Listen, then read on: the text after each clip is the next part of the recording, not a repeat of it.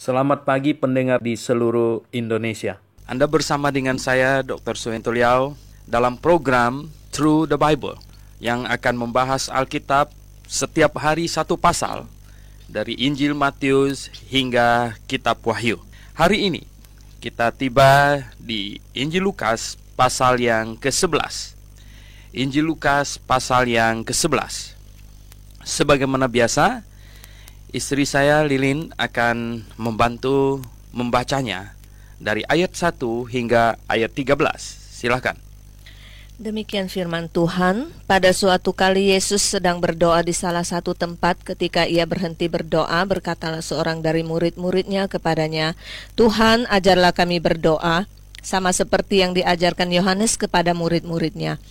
Jawab Yesus kepada mereka, "Apabila kamu berdoa, katakanlah, Bapa, dikuduskanlah namamu, datanglah kerajaanmu, berikanlah kami setiap hari makanan kami yang secukupnya, dan ampunilah kami akan dosa kami, sebab kami pun mengampuni setiap orang yang bersalah kepada kami, dan janganlah membawa kami ke dalam pencobaan."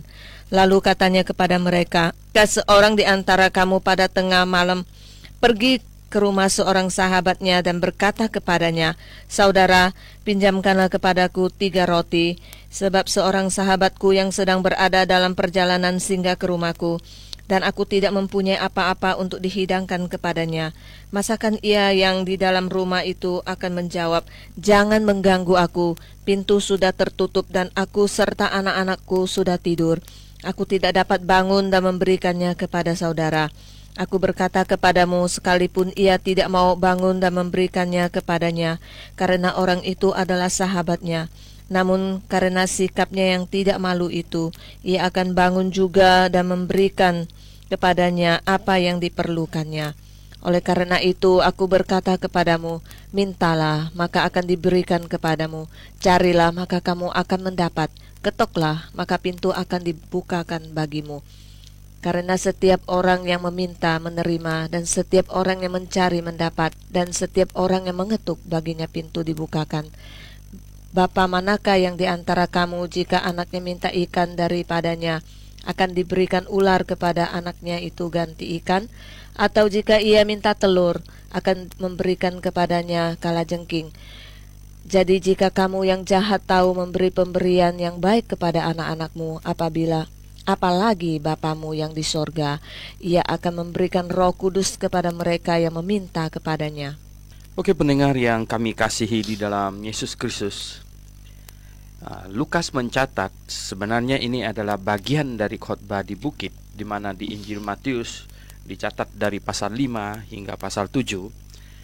Bagiannya adalah di mana ini murid-murid Tuhan meminta supaya Tuhan mengajar mereka berdoa, ya. Di dalam bahasa Indonesia ini disebut doa Bapa kami, ya.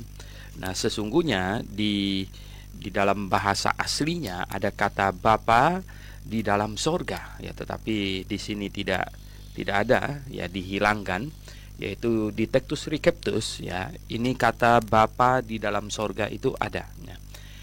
Nah, sehingga di dalam bahasa Indonesia disebut doa Bapa kami, sedangkan bahasa Inggris menyebutnya the Lord's Prayer, jadi doa Tuhan.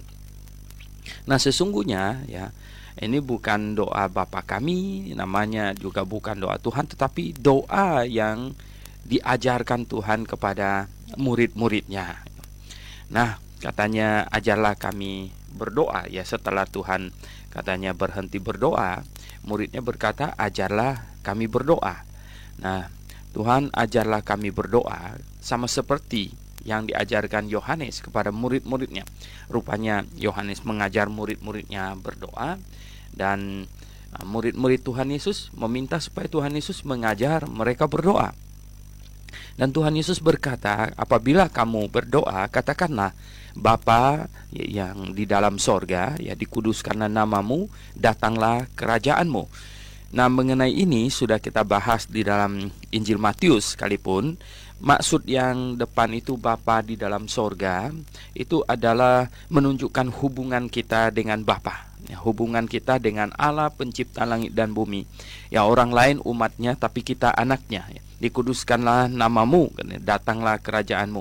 Sebagai anak Allah, salah satu anak-anak Allah, kita selalu menguduskan nama Tuhan kita dengan tingkah laku kita, tentu bukan dengan mulut kita saja, tetapi dengan tingkah laku kita, dengan cara hidup kita. Kita ini anak siapa? Kita ini anak iblis atau anak-anak Allah? Jadi kita anak siapa? Ya, dari tingkah laku kita. Orang-orang Yahudi pernah ngotot bahwa mereka itu adalah keturunan Abraham, anak Abraham. Tetapi Tuhan Yesus berkata bukan, ya. Sesungguhnya bapakmu iblis. Lihatlah dari tingkah lakumu yang mirip iblis, ya, yang melakukan hal-hal yang bersifat kekerasan, ya, itu menunjukkan bapakmu iblis, ya. Jadi Tuhan Yesus katakan demikian, kuduskanlah namamu. Jadi sebagai salah seorang anak Allah, kita harus, ya, memelihara nama baik, ya, Allah pencipta langit dan bumi. Datanglah kerajaanmu, dan seorang anak Allah harus, ya, merindukan kerajaan Bapaknya turun di bumi. Nah, sama dengan seperti sekarang kita rindukan kedatangan Tuhan, kedatangan kerajaan Tuhan, kedatangan atau didirikannya kerajaan 1000 tahun. Berikanlah kami setiap hari makanan kami yang secukupnya, ya. Jadi adalah kebutuhan yang paling sentral, ya, paling utama, makanan yang secukupnya. Jadi pendengar yang saya kasih dalam Yesus Kristus, makanan yang secukupnya ini adalah permintaan yang paling logis, ya. Di sini tidak ada dikatakan pada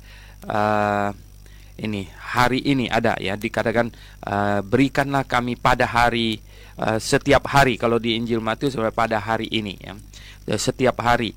Nah, berikanlah kami setiap hari makanan kami yang secukupnya. Ya, maksudnya pada hari ini.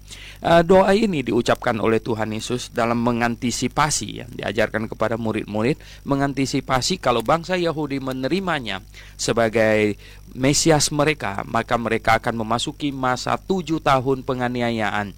Nah, tentu akan sangat sulit sekali, dan mereka harus berdoa untuk kedatangan kerajaan Daud dan juga untuk makanan mereka tiap-tiap hari.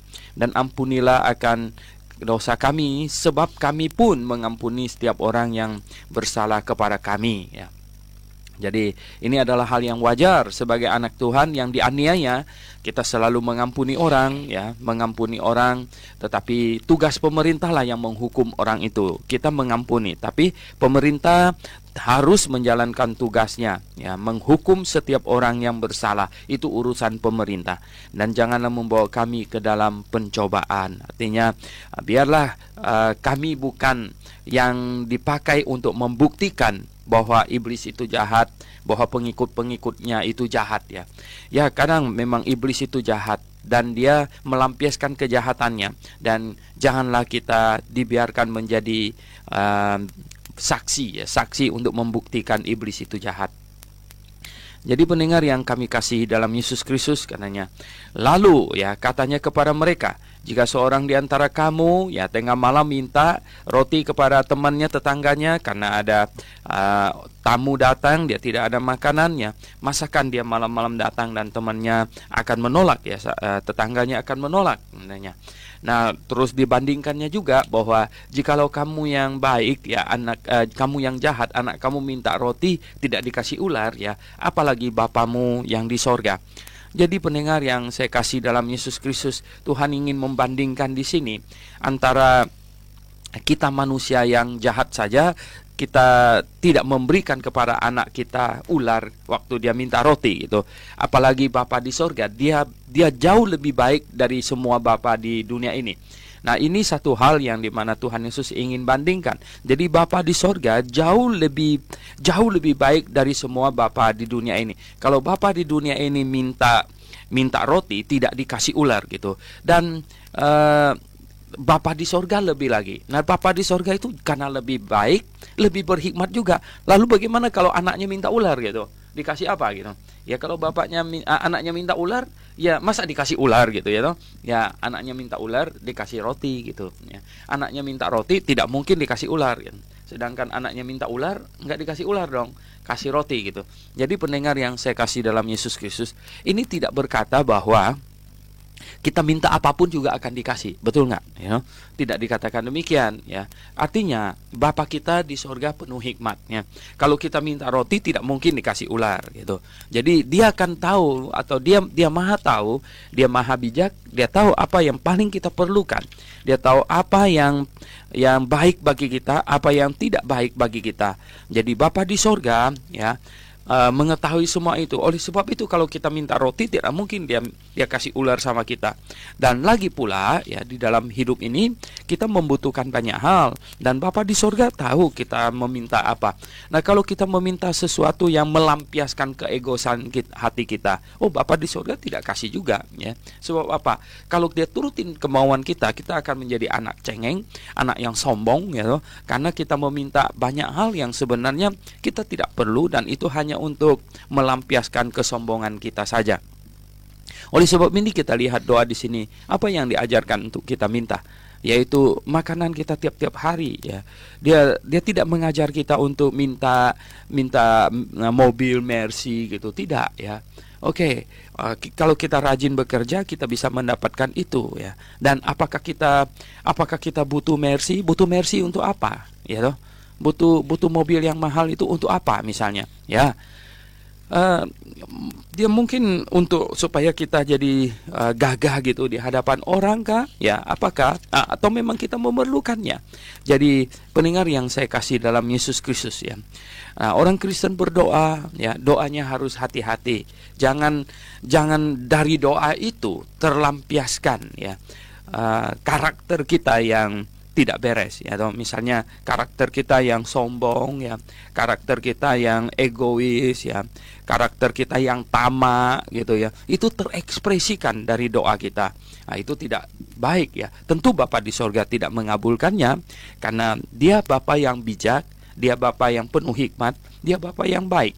Ya, kalau anaknya minta roti, tidak akan Dia kasih ular. Dan kalau anaknya minta ular, ya enggak juga dikasih ular, tentu Dia akan kasih roti, ya. Jadi pendengar yang saya kasih dalam Yesus Kristus, kita lihat, ya.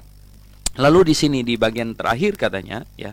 Jadi jika kamu yang jahat tahu memberi pemberian yang baik kepada anak-anakmu, apalagi Bapamu yang di sorga, Ia akan memberikan Roh Kudus kepada mereka yang meminta kepadanya. Nah, ayat ini seringkali disalah tafsirkan, ya. Ingat, doa Bapa kami ini diucapkan pada waktu Roh Kudus belum diturunkan, ya. Roh Kudus belum diturunkan. Jadi, nah, Roh Kudus itu memang sudah dijanjikan, ya, sudah dijanjikan, di mana dikatakan, ya, di dalam Yehezkiel pasal yang ke-36, ya, Yehezkiel 36 ayat 26-27, ya. Yehezkiel 36 ayat 26-27, kamu akan kuberikan hati yang baru dan roh yang baru di dalam batinmu, dan aku akan menjauhkan dari tubuhmu hati yang keras, dan kuberikan kepadamu hati yang taat. Rohku akan kuberikan diam di dalam batinmu, dan aku akan membuat kamu hidup menurut segala ketetapanku dan tetap berpegang pada peraturan-peraturanku dan melaksanakannya. Dan lagi pula, Yohanes Pembaptis sudah juga mengatakan, aku hanya membaptiskan kamu ke dalam air, tetapi Dia yang akan datang, Dia akan membaptiskan kamu ke dalam Roh Kudus, ya. Jadi Roh Kudus memang sudah dijanjikan. Oleh sebab itu, ya, itulah yang akan diberikan kepada manusia. Tahu kan Anda bahwa mendapatkan Roh Kudus itu ada lebih daripada mendapatkan dunia ini. Karena mendapatkan Roh Kudus itu adalah mendapatkan keselamatan. Roh Allah tinggal di dalam diri kita, bayangkan, ya. Dan bagaimanakah cara mendapatkan Roh Kudus atau Roh Allah tinggal di dalam diri kita? Sekali-kali, dengar baik-baik, bukan ditumpangin tangan oleh pendeta dan lain sebagainya, ya. Tidak ada satu pendeta pun di muka bumi ini yang berhak membaptiskan orang dengan Roh Kudus, karena Roh Kudus itu Allah, ya. Tidak berhak membaptiskan orang ke dalam Roh Kudus. Di dalam Efesus pasal 1 ayat 13, ya. Efesus pasal 1 ayat 13 dikatakan dengan jelas di sini, ya. Yaitu ketika kamu percaya, dimeteraikan dengan Roh Kudus yang dijanjikannya itu. Jadi ketika kamu percaya, jadi pendengar yang saya kasih dalam Yesus Kristus, pada saat seseorang percaya kepada Yesus, pada saat seseorang bertobat percaya kepada Yesus, maka Roh Kudus langsung memeteraikan dia. Dan ya, sebagai murid Tuhan pada waktu itu yang mendapat janji dari Yohanes Pembaptis maupun nabi-nabi di Perjanjian Lama bahwa Roh Kudus akan turun, tentulah mereka harus dengan hati yang penuh harap akan itu, karena itu adalah yang terindah, terbaik, yaitu Allah mencurahkan Roh-Nya ke dalam hati mereka. Itu adalah yang terbaik. Oke, pendengar yang saya kasih dalam Yesus Kristus, ya. Nah, istri saya Linin akan membacakan lagi dari ayat 14 hingga ayat yang ke-28, ya. Silakan. Ayat 14. Pada suatu kali Yesus mengusir dari suatu setan yang membisukan. Ketika setan itu keluar, orang bisu itu dapat berkata-kata. Maka heranlah orang banyak. Tetapi ada di antara mereka yang berkata, ia mengusir setan dengan kuasa Beelzebul, penghulu setan. Ada pula yang meminta suatu tanda dari surga kepadanya untuk mencobai dia.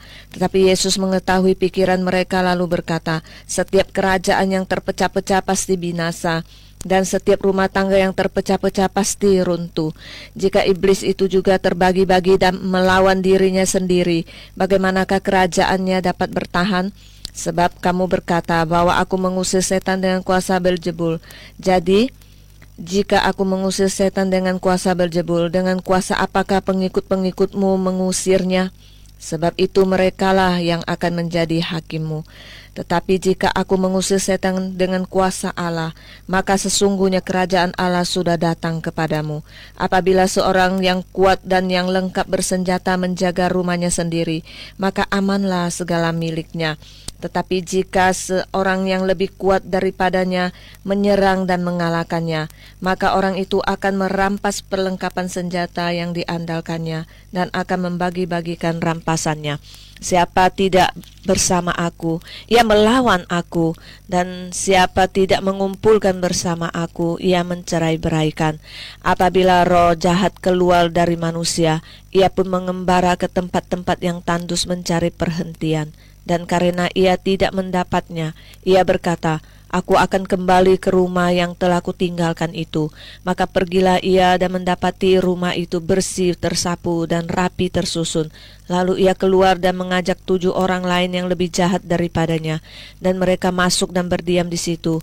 Maka akhirnya keadaan orang itu lebih buruk daripada keadaan semula. Ketika Yesus masih berbicara, berserulah seorang perempuan dari antara orang banyak dan berkata kepadanya, berbahagialah ibu yang telah mengandung engkau dan susu yang telah menyusui engkau. Tetapi ia berkata, yang berbahagia ialah mereka yang mendengarkan firman Allah dan yang memeliharanya. Oke, pendengar yang saya kasih dalam Yesus Kristus mengenai Beelzebul ini, ya, disinilah orang-orang Farisi, ahli Taurat itu menghujat Tuhan, ya, di mana mereka melihat, ya, dia mengusir setan, ya, setan yang membisukan seseorang itu, ya, dan katanya maka heranlah orang banyak, ya, tetapi ada di antara mereka yang berkata, yang mengusir setan dengan kuasa Beelzebul, ya, penghulu setan. Nah, sekarang ini memang sering terjadi begini, yaitu bahwa, ya, komandan setan mengusir anak buahnya, ya, untuk sandiwara. Tetapi pada waktu itu mereka belum menyadari akan trik ini sampai Tuhan menyebutkannya, ya, yaitu bahwa setan mengusir setan demi untuk menipu orang. Namun pendengar yang saya kasih dalam Yesus Kristus, zaman sekarang ini, jika kita melihat hal-hal yang ajaib, ya tentu kita tidak boleh segera percaya bahwa itu dari Tuhan, ya. Karena apa? Karena kita harus mempelajarinya, kita harus menilainya dengan baik, kita harus menyocokkannya dengan Alkitab yang telah Tuhan berikan, yang ada di tangan kita. Karena Alkitab ini standar kebenaran, jadi semuanya harus dicocokkan, ya. Nah, dicocokkan antara lain yaitu kita lihat perbuatan orang itu, tingkah laku, karakternya, begitu, ya, no? Nah, Jikalau seseorang dalam kehidupan sehari-harinya brengsek ya, dalam kehidupan sehari-harinya hidupnya tidak kudus ya, kotor, dia tidak mungkin dipakai oleh Tuhan ya. Ini orang kalau dia bisa mempunyai kuasa melakukan mujizat dan lain sebagainya, itu tidak mungkin ya, karena Tuhan tidak memakai pipa yang kotor untuk menyalurkan air ke rumah orang supaya dia minum air itu, tidak ya. Oleh sebab itulah maka kita perlu menjaga tingkah laku kita dengan baik, karena dalam segala hal tingkah laku kita dinilai apakah kita melakukan perbuatan yang sesuai dengan yang diinginkan Tuhan atau tidak, atau yang mencerminkan kita di pihak Tuhan atau tidak.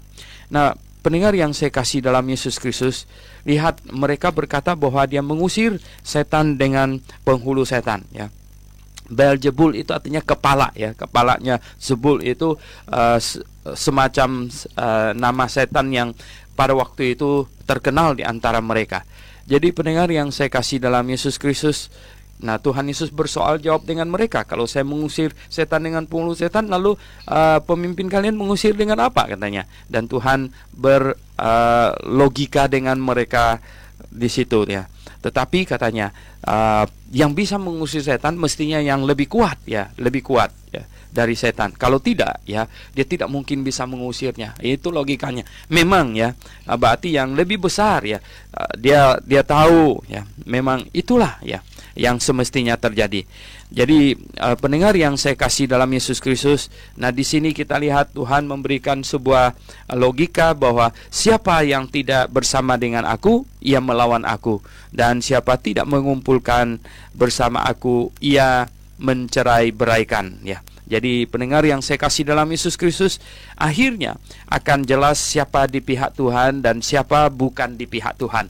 Jadi pendengar yang saya kasih dalam Tuhan, terlebih di akhir zaman ini, semakin dekat menjelang hari kedatangan Tuhan yang kedua kali, maka yang gandum akan terkumpul jadi satu dan yang lalang akan terkumpul jadi satu. Jadi kita tinggal lihat nanti ya toh, yang manakah yang punya Tuhan, yang manakah yang punya iblis, yang manakah lalang dan yang manakah gandum, akan semakin jelas, karena akan terkumpulkan yang tidak bersama dengan aku, ia melawan aku, dan yang tidak mengumpulkan bersama aku, ia mencerai-beraikan, kata Tuhan ya. Dan kemudian Tuhan juga mengajarkan satu hal, yaitu bahwa ya, roh jahat itu kalau keluar dari manusia, ia mengembara ke tempat-tempat yang tandus, katanya mencari perhentian, dan karena ia tidak mendapatnya, ia berkata, aku akan kembali ke dalam rumah yang telah kutinggalkan itu. Dan kemudian dia pulang dan dia bawa 7 setan lain, dan sehingga keadaan orang itu jauh lebih buruk dari keadaan semulanya. Jadi pendengar yang saya kasih dalam Yesus Kristus, itulah sebabnya pada zaman sekarang ini Tuhan tidak suruh kita mengusir setan ya, untuk demonstrasikan kekuasaan ya, show of power ya. Itulah sebabnya di dalam Matius pasal 7 ayat yang ke-22 ya, orang yang mengusir setan yang mengadakan mujizat ya, orang yang mengusir setan yang mengadakan mujizat, terus yang apa saja di sini katanya ya, bukan mengusir setan demi namamu, mengadakan banyak mujizat demi namamu, bernubuat. Nah ini Tuhan bilang, aku tidak mengenal kamu katanya, aku tidak mengenal kamu. Mengapa ya? Karena Tuhan ya tidak suruh kita hari ini mengusir setan dengan show of power. Di dalam Injil Yohanes pasal 8, Injil Yohanes pasal 8 ayat 31 dan 32, di situ Tuhan berkata, jika kamu tetap di dalam firman-Ku, kamu benar-benar adalah murid-Ku, dan kamu akan mengetahui kebenaran, dan kebenaran itu akan memerdekakan kamu. Jadi kita harus memakai kebenaran untuk memerdekakan orang, bukan memakai show of power. Lalu Tuhan waktu itu mengusir setan apa? Untuk menunjukkan bahwa dia adalah Allah yang maha kuasa. Show of power memang. Dan mengapa rasul-rasul mengusir setan? Ya, itu adalah tindakan untuk unjuk kekuatan. Show of power ya. Jadi unjuk kekuatan. Tapi hari ini kita tidak disuruh untuk demikian. Hari ini jikalau Anda tahu orang kerasukan setan, ya tunggu saja nanti dia akan siuman ya. Kalau orang kerasukan setan, dia malah tetap siuman ya. Setan tidak membuat dia tidak ngerti apa-apa. apa. Hanya setan menyebabkan dia melakukan hal-hal yang brutal dan lain sebagainya. Dan apa yang kita bisa lakukan terhadap orang yang kerasukan setan? Nomor satu, kita harus membedakan ya, itu kerasukan setan atau itu overstress ya, psikotik ya, sakit jiwa atau apa gitu. Nah, kita harus tahu itu ya. Oleh sebab itu kita kalau kerasukan setan, dia masih bisa mengerti dan kita harus beritakan Injil kepadanya. Beritakan Injil kepadanya. Kalau dia percaya kepada Injil, maka dia menerima Yesus Kristus, Roh Kudus akan masuk ke dalam hatinya, dan kemudian tidak ada setan lagi yang bisa masuk ke dalam hatinya ya. Dia, Roh Kudus sudah menempati hatinya. Tetapi jikalau kita usir ya toh, kamu usir pakai apa? Ya toh, Tuhan mau sekarang nih kita usir dengan kebenaran, bukan usir dengan tengking dia dalam nama Yesus segala macam. No. Tuhan tidak mau kita lakukan itu lagi ya. Tuhan mau kita mengusir kuasa kegelapan dengan pengajaran kebenaran. Dengan demikian, maka ketika hatinya menyambut kebenaran, maka dia sungguh-sungguh akan diisi oleh Roh Kudus dan setan tidak berkuasa. Namun jikalau dia tidak menerima Roh Kudus ke dalam, tidak percaya kepada Tuhan, berarti tidak menerima Roh Kudus, dia bisa apa? Ya, iblis tetap menguasainya. Oke, pendengar yang kami kasihi di dalam Yesus Kristus, mari kita lanjutkan pembahasan kita di ayat 27 sampai 28. Kemudian sambil Tuhan Yesus mengajarkan tentang mengenai kondisi setan tinggal di dalam hati manusia itu tadi ya, di mana Tuhan katakan bahwa ya, kalau iblis keluar dari hati seseorang, maka ya dia pergi mencari tempat. Kalau tidak dapat tempat yang lebih nyaman, dia akan balik lagi. Ya, itulah sebabnya tadi saya sudah katakan, kita tidak disuruh hari ini untuk mengusir-ngusir setan dengan tidak mengisi hati orang itu dengan kebenaran. Ya, no? Nah, oleh sebab itu kita hari ini disuruh memberitakan kebenaran, dan barang siapa yang menyambut kebenaran, maka iblis ya, setan yang ada di dalam hatinya sudah pasti keluar. Nah, ketika orang mendengar pengajaran yang sedemikian hebat itu, mereka berseru, katanya, berbahagialah ibu yang telah mengandung engkau dan susu yang telah menyusui engkau ya. Nah, tetapi ia berkata, yang berbahagia ialah mereka yang mendengarkan firman Allah dan yang memeliharanya. Oh, pendengar yang saya kasih dalam Yesus Kristus, ingatkah pendengar sekalian bahwa ada bagian firman Tuhan yang berkata di mana saudara-saudaranya juga tidak percaya kepadanya, ya. Jadi siapakah ibunya, siapakah saudaranya? Mereka bukan orang yang berbahagia. Mereka hanya kebetulan sebagai ibunya melahirkannya ke dalam dunia ini. Ya, dipilih sebagai wanita untuk melahirkannya. Dipilih atau kebetulan dilahirkan satu kandungan dengan Yesus Kristus sebagai anak Maria dan Yusuf, ya. Tetapi ya, mereka bukanlah orang yang paling berbahagia jikalau mereka tidak menyambut firman Tuhan. Jikalau mereka tidak memelihara firman Tuhan, mereka juga akan binasa. Maria tidak percaya kepada Yesus, dia akan binasa. Jadi jikalau Maria tidak bertobat dan percaya kepada Yesus sebagai juru selamat, dia akan binasa. Yusuf, jikalau dia tidak bertobat dan percaya kepada Yesus Kristus, maka dia juga pasti akan binasa. Demikian juga saudara-saudaranya yang lain, jikalau mereka tidak bertobat dan percaya kepada Yesus sebagai Tuhan dan juru selamat mereka, jikalau mereka terlalu sombong, jikalau mereka menganggap dia adalah saudaranya kandung, jikalau mereka tidak percaya bahwa dia adalah Allah pencipta langit dan bumi, juru selamat yang telah datang dan yang menggantikan mereka dihukum atas dosa mereka, maka mereka semua akan binasa juga. Biar Yusuf, biar Maria, biar saudaranya yang lain.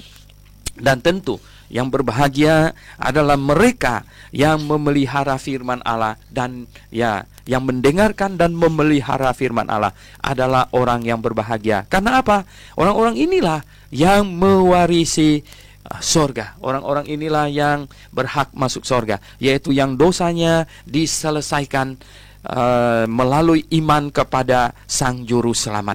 Oke, pendengar yang saya kasih dalam Yesus Kristus. Nah, istri saya Lilin akan membacakan lagi ayat 29 sampai dengan ayat yang ke-36 ya. Ayat 29.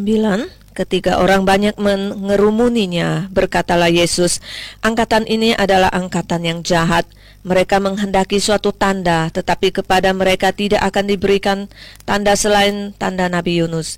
Sebab seperti Yunus menjadi tanda untuk orang-orang Niniwe, demikian pula lah Anak Manusia akan menjadi tanda untuk angkatan ini. Pada waktu penghakiman, ratu dari selatan itu akan bangkit bersama orang dari angkatan ini, dan ia akan menghukum mereka, sebab ratu ini datang dari ujung bumi untuk mendengarkan hikmat Salomo, dan sesungguhnya yang ada di sini lebih daripada Salomo. Pada waktu penghakiman, orang-orang Niniwe akan bangkit bersama angkatan ini, dan mereka akan menghukumnya, sebab orang-orang Niniwe itu bertobat waktu mereka mendengarkan pemberitaan Yunus, dan sesungguhnya yang ada di sini lebih daripada Yunus. Tidak seorang pun yang menyalakan pelita lalu meletakkannya di kolong rumah atau di bawah gantang, melainkan di atas kaki Dian, supaya semua orang yang masuk dapat melihat cahayanya. Matamu adalah pelita tubuhmu. Jika matamu baik, teranglah seluruh tubuhmu. Tetapi jika matamu jahat, gelaplah tubuhmu. Karena itu perhatikanlah supaya terang yang ada padamu jangan menjadi kegelapan. Jika seluruh tubuhmu terang dan tidak ada bagian yang gelap, seluruhnya akan terang, sama seperti apabila pelita menerangi engkau dengan cahayanya. Oke, pendengar yang saya kasih dalam Yesus Kristus. Nah, katanya ketika orang banyak mengerumuninya, berkatalah Yesus, angkatan ini adalah angkatan yang jahat, ya. Oh, dia tiba, dia lahir, ya. Dia datang menjenguk, ya, manusia ciptaannya, dan dia sampai pada di mana angkatan yang jahat, katanya. Nah, mereka menghendaki suatu tanda, ya. Mereka menuntut tanda. Padahal, ya, sudah ada tanda di mana Mesias dinubuatkan akan mengadakan mujizat. Orang buta akan melihat, orang timpang akan berjalan, ya. Orang lumpuh akan melompat. Itu adalah tanda bahwa dia adalah Mesias. Sudah diucapkan oleh Yesaya 700-an tahun sebelum kedatangannya. Itu adalah tanda, ya. Oleh sebab itu, ya, mereka seharusnya sudah mengerti siapa dia. Yohanes Pembaptis saja ketika menyuruh muridnya untuk bertanya, apakah engkau dia atau kami harus menunggu? Tuhan Yesus berkata, kasih tahu Yohanes, orang buta sudah melihat, ya, orang timpang berjalan, orang lumpuh telah melompat, ya, dan Injil sudah diberitakan kepada orang-orang miskin. Yohanes langsung ngerti gitu, ya, langsung faham bahwa ini adalah juru selamat. Tetapi ya mereka yang lain, ya, terutama kelompok imam-imam, ahli Taurat dan Farisi, ya, yang mereka yang dikategorikan pemimpin-pemimpin, mereka tidak mau faham, ya, mereka tidak mau faham. Padahal mereka telah menyaksikan, ya, mujizat yang luar biasa. Bahkan ketika mereka melihat mujizat, mereka malah berkata bahwa dia kerasukan iblis, bahwa dia melaksanakan mujizat itu atas pertolongan iblis. Jadi pendengar yang saya kasih dalam Yesus Kristus, sehingga Tuhan bilang ini angkatan yang jahat, ya. Mereka menuntut tanda, padahal telah diberikan tanda, ya. Oleh sebab itu tanda finalnya itu adalah tanda Nabi Yunus, ya. Dan di dalam Matius pasal 12 di ayat 40 Tuhan Yesus berkata tanda Nabi Yunus itu apa? Yaitu Nabi Yunus yang ada di dalam perut ikan 3 hari 3 malam, ya. Maka dia akan ada di perut bumi 3 hari 3 malam, ya. Jadi Tuhan Yesus akan ada di perut bumi 3 hari 3 malam, yaitu kematiannya dan dikuburkan, kemudian kebangkitannya. Nah, jadi itulah, ya, tanda. Dan sesudah itu mereka kalau tanda terakhir ini mereka masih tidak percaya kepadanya, maka tidak ada obat lagi. Jadi pendengar yang saya kasih dalam Yesus Kristus, oleh sebab itu, ya, di antara mereka mungkin, ya, ada yang pada waktu khotbah Petrus 3.000 orang bertobat, itu di antaranya mungkin orang-orang ini, ya, itu tanda final. Dan jikalau kedatangan Roh Kudus khotbah Petrus dan orang itu tidak bertobat, ya, maka orang itu, ya, yang mendengarkan langsung kepada Tuhan Yesus, kemudian juga menolak kesaksian Roh Kudus, maka inilah yang disebut dengan menghujat, ya, menghujat Roh Kudus. Jadi pendengar yang saya kasih dalam Yesus Kristus, oleh sebab itu di sini dikatakan, nah Tuhan Yesus bahkan, ya, menyatakan sesuatu yang sebenarnya bagi tiap-tiap manusia kita tiap-tiap zaman ada tanggung jawab ya. Katanya Ratu Sheba ya, ratu dari selatan yang menempuh perjalanan yang amat jauh hanya tertarik mendengar hikmat Salomo, padahal di antara mereka ada yang jauh-jauh lebih dari Salomo, yaitu pencipta langit dan bumi. Nah, kemudian katanya ya, orang kota Niniwe ya pasti ya akan sangat geram dengan orang angkatan ini. Karena apa? Karena mereka hanya Nabi Yunus saja yang ditelan ikan, kemudian ada di dalam perut ikan 3 hari 3 malam. Itu keluar dari perut ikan, dan ya orang Niniwe saja sudah shock dengan tanda itu, sehingga mereka semuanya bertobat. Tapi di sini ada yang lebih besar dari Yunus ya. Dan jikalau tanda Yunus ini, yaitu di mana kematian dan kebangkitannya tidak membuat mereka bertobat, maka tidak ada lagi yang bisa menobatkan mereka. Itu final. Jadi pendengar yang saya kasih dalam Yesus Kristus, tanda Yunus adalah tanda yang sangat dahsyat sekali sebenarnya, yang sangat dahsyat sekali, di mana seorang manusia ditelan ikan 3 hari 3 malam, kemudian keluar ya. Menurut cerita tradisional itu Yunus keluar itu ya, dia punya kulit, dia punya rambut segala macam, itu sudah sangat itu berbeda ya, sangat berbeda. Jadi dia itu seperti manusia yang mati dan bangkit ya, bangkit lagi ya, hidup lagi. Jadi orang Niniwe kaget, shock mereka ya. Mereka shock sehingga mereka segera percaya, bertobat, karena disampaikan oleh manusia yang sangat ajaib itu ya. Jadi satu peristiwa yang sangat luar biasa. Nah, pendengar yang saya kasih dalam Yesus Kristus, nah, kita lihat ya di sini ya, di ayat yang ke-33 sampai 36, Tuhan Yesus mengajarkan juga satu kebenaran yang sangat indah, di mana ya tidak seorang pun yang menyalakan pelita lalu meletakkannya di kolong rumah atau di bawah gantang. Jadi pendengar yang saya kasih dalam Yesus Kristus, apakah engkau adalah pelita Tuhan di muka bumi ini, dan di manakah Anda diletakkan? Di kolong rumah, di bawah gantang, melainkan di atas kaki Dian, supaya semua orang yang masuk dapat melihat cahayanya ya. Matamu adalah pelita tubuhmu, katanya. Jika matamu baik ya, teranglah seluruh tubuhmu. Tetapi jika matamu jahat ya, gelaplah tubuhmu. Nah, Tuhan Yesus mengajarkan juga ya bahwa mata adalah pelita tubuh. Maksud Tuhan adalah mereka semuanya harus melihat dan mengamati. Apa yang mereka melihat sesungguhnya itu sangat penting ya bagi mereka, karena kebenaran telah dinyatakan ya. Kebenaran telah disampaikan. Jikalau mereka tidak melihatnya, wah itu sungguh ya celakalah mereka, karena mata mereka tertutup seperti pelita yang ditaruh di bawah gantang. Kalau mereka tidak menyaksikan, tidak menyadari apa yang ada di depan mata mereka, siapa sesungguhnya yang ada di depan mata mereka. Karena Ratu Sheba jauh-jauh dari selatan datang hanya mau melihat Salomo. Sekarang ada di depan mereka yang jauh lebih besar dari Salomo. Apakah mata mereka berfungsi dengan baik? Apakah mereka berhasil mengamat-amati siapakah dia sesungguhnya? Ya, no?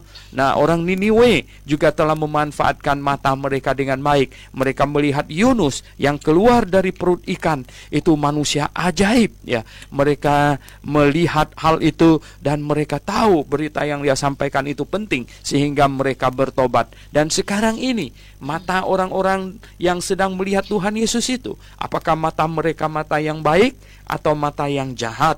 Kalau mata mereka baik, kan ya, teranglah seluruh tubuh mereka.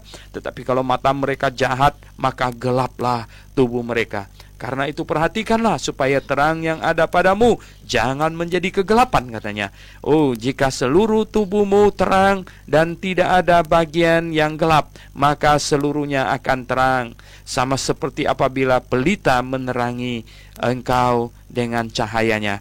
Jadi pendengar yang saya kasih dalam Yesus Kristus, mari kita harus memakai ini panca indera yang Tuhan berikan kepada kita untuk mengasup, menerima segala sesuatu yang baik ya, untuk menyadari akan kebenaran Jadi kita memakai telinga kita seperti yang kita lakukan pada pagi hari ini untuk mendengarkan firman Tuhan, supaya kita tahu persis apa yang benar, apa yang salah, dan supaya kita dapat membedakan kebenaran, supaya kita mengenal siapakah Yesus Kristus ini sesungguhnya. Oleh sebab itu kita juga perlu memakai mata kita untuk membaca Alkitab yang sudah diberikan kepada kita, supaya kita mengenal juru selamat dengan sebaik-baiknya. Pendengar yang saya kasih dalam Yesus Kristus, nah, telinga kita manfaatkan dengan baik untuk mendengarkan firman Tuhan, dan mata kita juga kita manfaatkan dengan baik untuk membaca, ya, untuk melihat tulisan-tulisan firman Tuhan. Dengan demikian, ya, kita mempunyai panca indera yang baik. Mata kita baik, ya, telinga kita baik, semuanya baik, dan yang kita dengarkan juga hal-hal yang positif, yang baik, firman Tuhan. Maka itu akan menerangi seluruh tubuh kita, katanya. Pendengar yang saya kasih dalam Yesus Kristus, di dalam Filipi pasal 4, ya, kalau pendengar membuka Filipi pasal 4 di ayat yang ke-8 ada bunyi demikian. Jadi akhirnya saudara-saudara, semua yang benar, semua yang mulia, semua yang adil, semua yang suci, semua yang manis, semua yang sedap didengar, semua yang disebut kebajikan dan patut dipuji, pikirkanlah semuanya itu. Nah, kita harus memikirkan semua itu, barulah kita bisa hidup kudus. Tetapi bagaimanakah kita bisa memikirkan semua itu? Bagaimanakah otak kita semuanya diisi dengan itu sesungguhnya? Barulah kita bisa memikirkan semua itu. Dan bagaimanakah cara otak kita diisi dengan semua itu? Pendengar yang saya kasih dalam Yesus Kristus, bagaimanakah cara otak kita diisi? Kalau kita mau isi sesuatu ke dalam hard disk komputer kita, itu ada disk drive-nya, yang kita bisa isi. Ada yang CD-ROM, ada yang disk biasa begitu. Lalu kalau kita mau isi apa-apa ke dalam otak kita, ke dalam hati kita, bagaimana caranya? Tuhan memberikan 2 alat sekurang-kurangnya untuk kita, yaitu yang pertama itu adalah mata kita. Itu adalah kamera yang lebih dari digital, yang super mini, ya, kamera mata kita 2 biji itu adalah 2 kamera super mini dan super digital, lebih dari digital punya. Nah, dari mata kita melihat segala sesuatu, itu akan masuk ke dalam otak, masuk ke dalam hati kita. Dan kemudian Tuhan kasih kita juga sepasang antena parabola, ya, yang super mini juga. 2 telinga kita itu antena parabola yang super mini untuk kita dengarkan segala sesuatu. Dan apa yang kita dengar, apa yang kita lihat, itu akan masuk ke dalam otak kita. Dan itu akan, ya, terekam di dalamnya, dan itu akan menjadi sesuatu yang terulang lagi di dalam pikiran kita, dan itu bisa menyebabkan kita berpikir akan hal itu terus, dan kita bisa melakukan kejahatan jikalau hal-hal yang kita ingat, hal-hal yang kita lihat itu adalah yang jahat. Oleh sebab itu, pendengar yang saya kasih dalam Yesus Kristus, jagalah matamu dan telingamu, karena darinya akan datang sesuatu yang baik atau yang jahat, tergantung kamu arahkan kemana. Oke, pendengar yang saya kasih dalam Yesus Kristus, kita sekarang akan membaca kembali dari ayat 37 sampai ayat ke-54. Oke, Lilin akan membacakannya, silakan. Ayat 37, ketika Yesus selesai mengajar, seorang Farisi mengundang dia untuk makan di rumahnya. Maka masuklah ia ke rumah itu lalu duduk makan. Orang Farisi itu melihat hal itu dan ia heran, karena Yesus tidak mencuci tangannya sebelum makan. Tetapi Tuhan berkata kepadanya, "Kamu orang-orang Farisi, kamu membersihkan bagian luar dari cawan dan pinggan, tetapi bagian dalammu penuh rampasan dan kejahatan. Hai orang-orang bodoh, bukankah Dia yang menjadikan bagian luar? Dia juga yang menjadikan bagian dalam, akan tetapi berikanlah isinya sebagai sedekah, dan sesungguhnya semuanya akan menjadi bersih bagimu.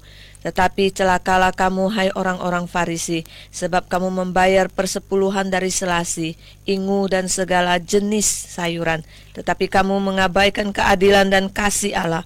Yang satu harus dilakukan, dan yang lain jangan diabaikan.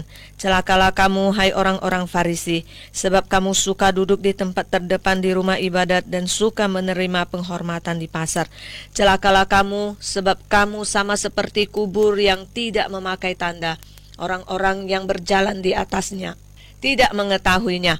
Seorang dari antara ahli-ahli Taurat itu menjawab dan berkata kepadanya, "Guru, dengan berkata demikian engkau menghina kami juga." Tetapi ia menjawab, "Celakalah kamu juga, hai ahli-ahli Taurat, sebab kamu meletakkan beban-beban yang tak terpikul pada orang, tetapi kamu sendiri tidak menyentuh beban itu dengan satu jari pun. Celakalah kamu, sebab kamu membangun makam nabi-nabi, tetapi nenek moyangmu telah membunuh mereka. Dengan demikian kamu mengaku bahwa kamu membenarkan perbuatan-perbuatan nenek moyangmu, sebab mereka telah membunuh nabi-nabi itu dan kamu membangun makamnya. Sebab itu hikmat Allah berkata, Aku akan mengutus kepada mereka nabi-nabi dan rasul-rasul, dan separuh dari antara nabi-nabi dan rasul-rasul itu akan mereka bunuh dan mereka aniaya, supaya dari angkatan ini dituntut darah semua nabi yang telah tertumpah sejak dunia dijadikan, mulai dari darah Habel sampai kepada darah Zakaria yang telah dibunuh di antara mezbah dan rumah Allah. Bahkan aku berkata kepadamu, sesungguhnya itu akan dituntut dari angkatan ini. Celakalah kamu, hai ahli-ahli Taurat, sebab kamu telah mengambil kunci pengetahuan. Kamu sendiri tidak masuk ke dalam, dan orang yang berusaha untuk masuk ke dalam kamu halang-halangi. Dan setelah Yesus berangkat dari tempat itu, ahli-ahli Taurat dan orang-orang Farisi terus-menerus mengintai dan membanjirinya dengan rupa-rupa soal.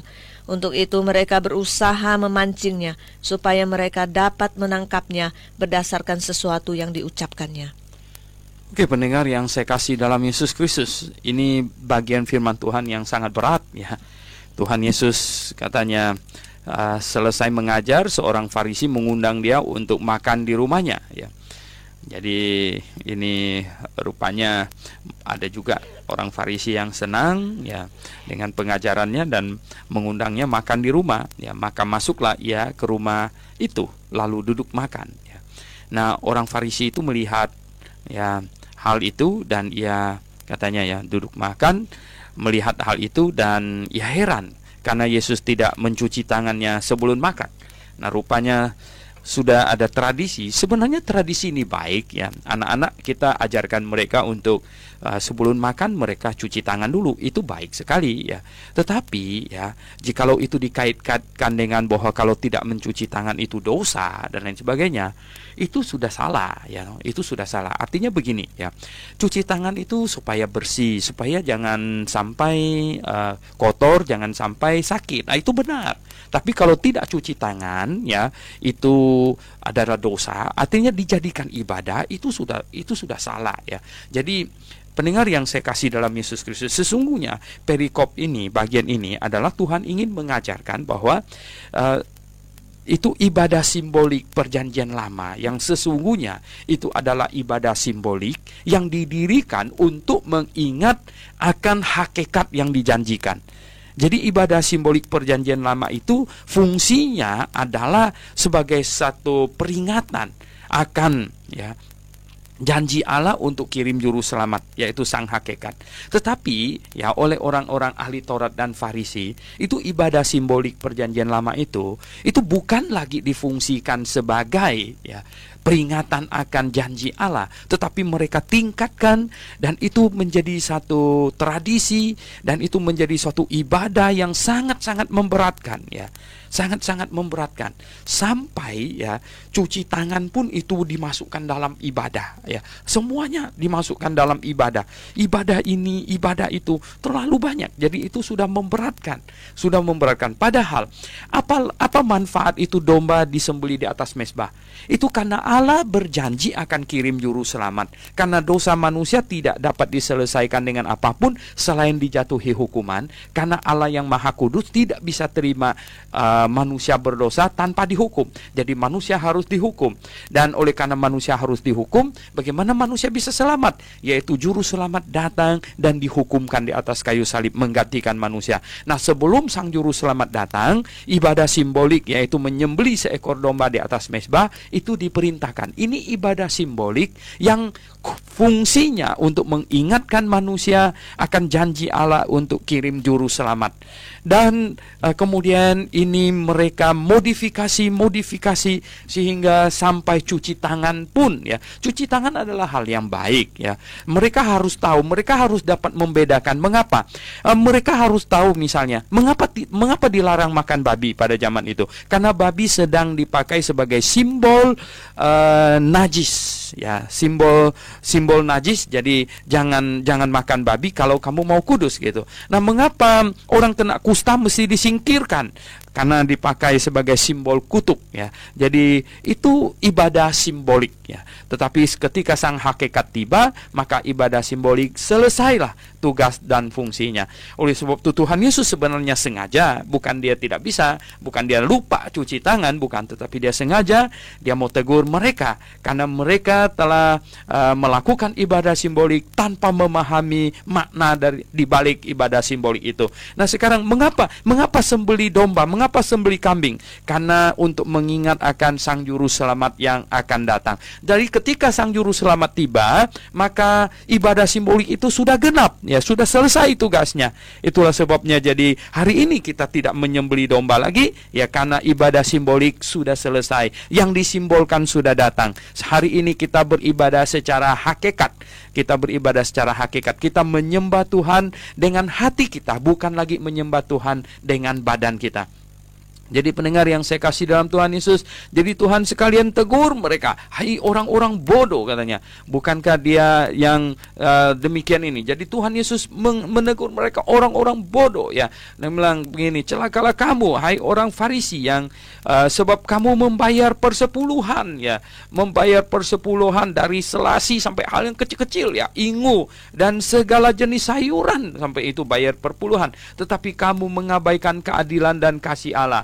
Ya, itu salah ya. Mereka mengapa para ini katanya ini orang Farisi menekankan bayar perpuluhan? Karena perpuluhan masuk ke mereka gitu ya. Hari ini banyak pendeta yang jago khotbah perpuluhan ya. Perpuluhan dia, kalau tidak kasih perpuluhan itu nanti kamu dikutuk ya, belalang datang melahap hasilnya dan lain sebagainya. Wah, jadi orang Kristen pada ketakutan kasih perpuluhan. Memang kasih perpuluhan harus. Di sini dikatakan harus ya. Yang satu harus dilakukan dan yang lain jangan diabaikan. Yang lebih penting dari semuanya itu bahkan adalah apa? Mengerti mengapa kasih perpuluhan. Itu jauh lebih penting. Celakalah kamu hai orang Farisi, sebab kamu sudah duduk di tempat yang terdepan ya, suka duduk ini, cari hormat ya. Orang Farisi ditegur karena cari hormat ini, cari hormat manusia. Nah, katanya mereka seperti kubur yang dilabur putih ya, di dalamnya penuh dengan tulang katanya. Nah, seorang ahli Taurat ya, dia mau ini bagaimana ya, mau semacam tegur Tuhan Yesus. Ini sepertinya Tuhan Yesus marah sama orang Farisi, dibilang kami juga tersinggung loh gitu ya. Ini orang ahli Taurat. Malah Tuhan sekaligus marah sama dia. Celakalah kamu hai ahli Taurat katanya. Ya, kamu meletakkan beban yang berat katanya, yang tidak terpikulkan oleh orang, malah kamu sendiri tidak menyentuhnya. Nah, celakalah kamu katanya yang membangun makam nabi-nabi. Kamu seolah-olah berkata, oh ya nenek moyang kami sudah membunuhnya. Jadi kamu mengakui bahwa kamu keturunan si pembunuh nabi katanya. Dan katanya hikmat Allah berkata, aku akan mengutus ya kepada mereka nabi-nabi dan rasul-rasul, dan mereka bunuh, lebih dari separuhnya mereka bunuh ya. Nah, katanya di sini dari darah Tuhan akan tuntut dari mereka, dari darah Habel sampai darah Zakaria katanya. Oh, yang lebih dahsyat lagi adalah mereka membunuh sang juru selamat, yaitu Tuhan Yesus sendiri ya. Tidak lama lagi sesudah Tuhan Yesus ngomong ini. Nah, itulah sebabnya pendengar yang saya kasih dalam Yesus Kristus, ketika mereka mau menyalibkan Tuhan Yesus, mereka bahkan berseru, biarlah darah orang ini ditanggungkan kepada anak cucu kami. Berani sekali. Akhirnya anak cucu dari mereka itu sekarang menderita sekali, lihat ya toh, karena perbuatan nenek moyangnya. Dan mereka jauh dari kebenaran, mereka tidak menerima Yesus sebagai Tuhan dan Juru Selamat. Dan Hitler pernah memburu mereka sehingga sekitar 6 juta mereka dibinasakan oleh Hitler. Nah, pendengar yang saya kasih dalam Yesus Kristus, katanya Celakalah ahli-ahli Taurat, ya. Kamu mengambil kunci pengetahuan, tapi kamu tidak masuk ke dalamnya, ya. Menyebut dirinya ahli Taurat, jadi hanya mereka yang boleh menafsirkan Alkitab. Nah, di sepanjang masa ada orang yang menganggap hanya diri mereka yang boleh menafsirkan Alkitab. Kalau orang lain menafsirkan Alkitab, mereka tangkap, mereka bakar, mereka salibkan. Oh, itu sudah terjadi. Sejarah membuktikan semua itu.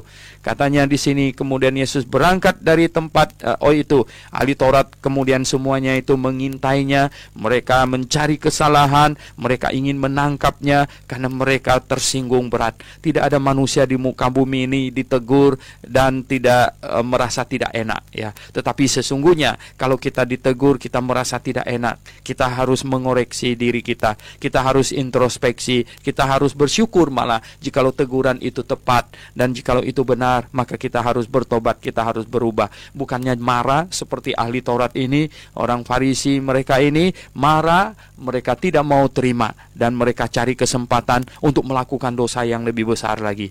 Oh pendengar yang saya kasih dalam Yesus Kristus, nah kita jangan demikian, ya. Mari kita berdoa. Bapa di sorga, terima kasih hari ini kami sudah membahas firman-Mu. Mohon Tuhan berkati apa yang telah kami lakukan untuk kemuliaan nama-Mu. Dalam nama Tuhan Yesus Kristus kami berdoa. Amin.